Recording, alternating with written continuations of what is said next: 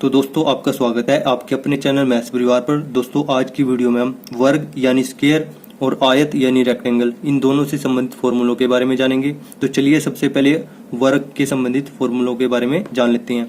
तो वर्ग वह आकृति होती है जिसकी सभी भुजाएं एक समान हो। जैसे यहाँ पर सभी भुजाएं एक समान है जिनकी लेंथ a है और सभी कोण समकोण यानी 90 डिग्री के हों। यहाँ पर भी सभी कोण समकोण है। ठीक है, तो वर्ग वह आकृति है जिसकी सभी भुजाएं एक समान है और सभी कोण समकोण होते हैं। ठीक है, तो वर्ग का क्षेत्रफल क्या होता है दोस्तों? भुजा गुना में भुजा यानी भुजा का स्क्वायर। ठीक है, तो इस वर्ग का क्षेत्रफल क्या होगा? यहाँ पर भुजा कितनी है? a है, तो a स्क्वायर हो जाएगा इसका क्षेत्रफल। ठीक है, वो वर्ग का परिमाप क्या होता है? 4 गुना में भुजा। कितनी भुजाएं हैं? 4 है, उनको हम भुजा की जो लेंथ है उससे गुना कर देते हैं तो वर्ग का परिमाप आ जाता है। ठीक है, तो यहाँ पर इस वर्ग का परिमाप क्या होगा?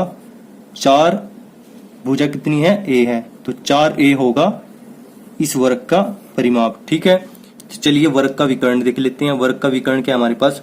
वर्गमूल में 2 गुना में भुजा। वर्ग का विकर्ण यहाँ पर क्या है? ये वाला है वर्ग का विकर्ण। ठीक है, इसको बोलते हैं विकर्ण। ठीक है, तो इस वर्ग के अंदर विकर्ण क्या होगा?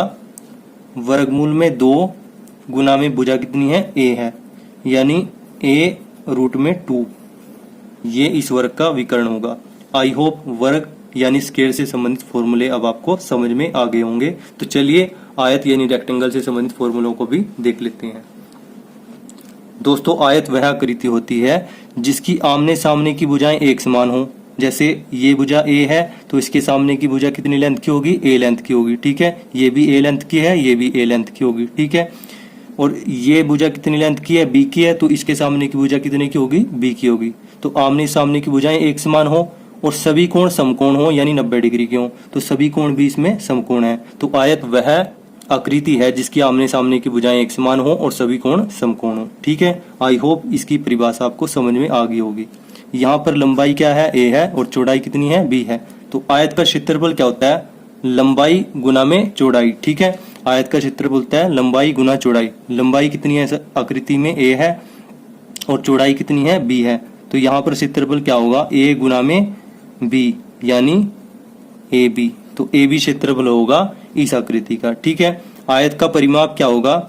2 ब्रैकेट में लंबाई गुना चौड़ाई। आयत का परिमाप क्या होता है? 2 ब्रैकेट में लंबाई जमा चौड़ाई, 2 ब्रैकेट में लेंथ प्लस ब्रेड्थ।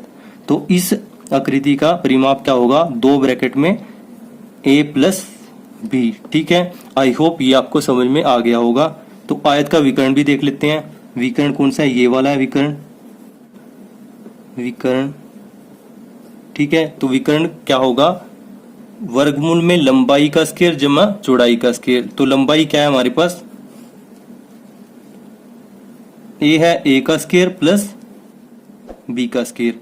ठीक है, तो आयत का विकर्ण क्या होता है? लंबाई का स्क्वायर प्लस चौड़ाई का स्क्वायर। और इस आयत का विकर्ण क्या होगा? वर्गमूल में a square plus b square.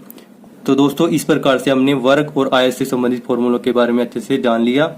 अगर आपको वर्ग और आयत से संबंधित सभी फॉर्मूले अच्छे से समझ में आ गए और आपको ये वीडियो अच्छी लगी तो वीडियो को लाइक करना, दोस्तों के साथ शेयर करना और चैनल पर नए हो तो चैनल को सब्सक्राइब जरूर कर लेना। Thanks for watching this video.